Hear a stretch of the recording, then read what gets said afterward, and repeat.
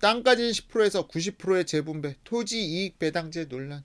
토지 공개념 살짝 뒤로 도망치는 듯한 국민의 의견을 갖다 청취해 보겠다라고 이야기했는데 난리 났다, 난리 났어. 토지 공개념에 기반, 땅에 초점 맞춘 목적이 과세. 이거 또 헛소리 하시는데 주택도 포함됩니다. 주택 내가 토지 지분이 전혀 없어라고 생각하시면은 상관은 없을지 모르겠는데 주택 포함됩니다. 주택의 대지 지분 있죠. 오피스텔도 포함됩니다. 연립빌라 다 포함됩니다. 특히 단독주택 대지 지분 넓은 곳들 많이 피곤할 거예요. 병원도 세폭탄 날벼락. 서울의 오피스들 날벼락입니다. 서울 강남에 있는 오피스들 평당 수억씩 하는 땅들 난리 납니다. 난리 나요. 이중과세 등 과세 체계 변동에 따른 혼란도 불가피하다. 초하이퍼 인플레이션을 갖다가 준비하고 계신 이재명 씨. 어제도 플라스마 보이님께서 말씀을 해주셨는데 공장이라든지 빌딩이라든지 모든 물가가 올라가요. 생산을 하는 데 있어서 토지가 관련 없는 생산이란 게 존재합니까? 하다못해 아포유가 이 방송하는 장소조차도 땅이 있는 곳에 기반으로 해서 생산이 나오는 거예요. 땅 없이 생산할 수 있는 건 없어. 모든 제어 중에 땅 없이 생산할 수 있는 제어가 뭐가 있어? 국토보유세, 생활 물가가 폭등한다는 걸 의미해요. 화폐 가치 폭락합니다. 지금 그런데 이 주장을 계속하고 있어. 이 주장 배후에는 최백은이 있습니다. 제가 최백은을 갖다 맹렬하게 비판했는데 그런 미친놈을 갖다가 경제의 멘토로 잡고 있으니 이딴 주장이 나올 수밖에. 최백은 화이팅! 최백은이 잘하고 있네.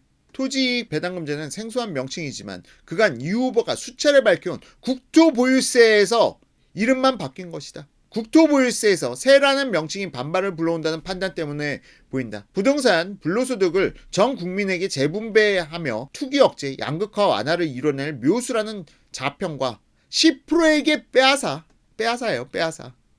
10%에게 강제로 빼앗아 90%에게 나눠주는 국민을 갈라치기 하고 경제활동의 발목을 대놓고 잡는다는 비판이 동시에 나온다. 초하이퍼 인플레이션에다가 20%에게 빼앗는다고? 자, 나는 10%와 상관없겠지라고 생각하시는 분들 제가 머리 한번 깨드릴게요. 내가 서울에 아파트 한 채라도 가지고 있다. 전국 상위 10% 안에 들어가십니다. 연립빌라까지는 포함 안 되더라도 서울에 아파트 한 채 가지고 있다. 빼앗기는 겁니다. 자, 그리고 나서 이걸 갖다가 하위 90%에게 나눠준다. 미친 소리예요. 미친 소리. 기본소득 하고 싶어가지고 이 난리를 치는 건데 이 기반에 따라서 물가는 그걸 상회하는 수준으로 폭등할 겁니다. 분명히 말씀드려요. 이거 10% 뺏어가지고 90%에게 나눠준다. 물가는 실질적으로 그 기본소득 얻는 이득 대비 물가가 훨씬 더 멀리 도망칠 수밖에 없어요. 왜? 특히 이 토지라는 거 기업들, 공장들 자영업자들 이쪽에 훨씬 더 타격이 클 수 있거든. 자, 그리고 물가 폭등은 정해진 수준입니다.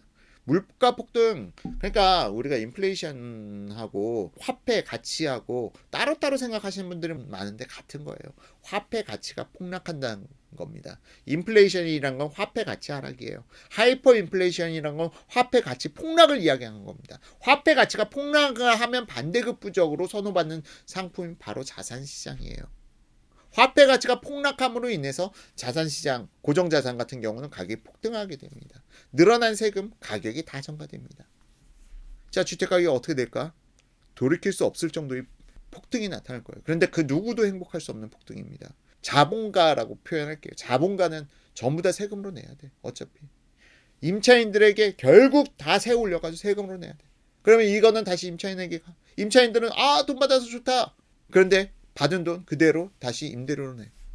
혹은 물가 상승 붙는 내 경제활동을 해. 이 미친 짓을 왜 해야 되냐는 거야 정말로. 그런데 이걸 갖다가 어떻게 언론에서도 친정부 성향의 언론인들 많더라고. 언론에서 여전히 이재명에 대해서 이거에 대해서 맹렬한 비판이 별로 안 나와.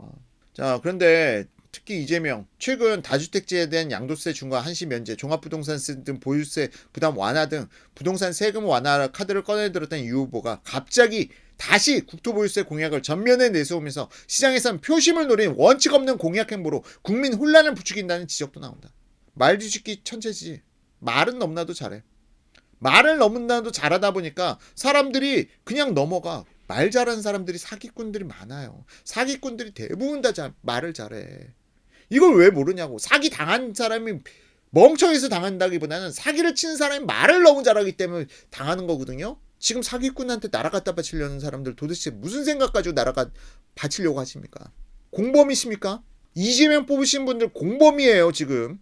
나중에 이렇게 될 줄 몰랐다? 토지 공개념의 기반, 초점에 맞춘 목적 과세라고 뭐. 자, 그런데 이 부분에 대해서 밑에서 놀라운 반전이 나타나죠. 토지이익 배당금제 도입 시 세액 추정. 서울대학 병원이 세금을 전혀 안 내도 되는데 서울대학병원이 세금을 국토보유세를 141억을 내야 되고요. 한국수력원자력 52억 내던 걸 647억을 내야 돼. 농어촌공사 15억 내던 걸 갖다 518억을 내야 되고요. 포스코 29억 내던 걸 365억을 내야 돼. 대한민국 전국토에 붙는 거라고요. 전국토에. 전국토에 세금이 붙는 거라고요. 자, 이러면은 이 높아진 부분 다 물가로 반영되는 거예요. 이게 다 물가로 반영되는 거야.